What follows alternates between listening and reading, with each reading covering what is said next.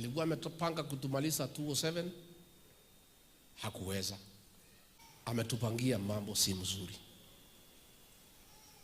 na tukifanya makosa tumrudishe, kwa sababu kama anatufanyia namna hii na agaji anataka kura zetu na akipata, ametupangia mambo si mzuri. Yeye mwenyewe, ile waziri anaitwa Murkomen na DIG anaitwa Langat, wote watu ya kabila moja. Rais Murkomen na Langat, watu ya kabila moja, ndio wamepanga jama ya kuangaisha viongozi ya Mlima Kenya. Huyu mjumbe ya Juja, George Koiburi, alitekwa nyara juzi na maafisa ya polisi.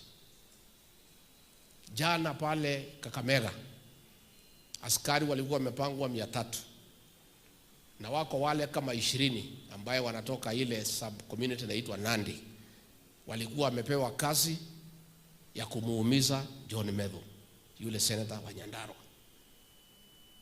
Na hiyo ni mpango ya Rais Murkomen na Langat. Hata ile walikuwa wamenipangia maaskari pale wanipatie poison vile walifanyia Kenneth Matiba, ndio ubongo yangu iharibike nishindwe kuongoza hii jamii. Walikuwa ni watu ya jamii yake.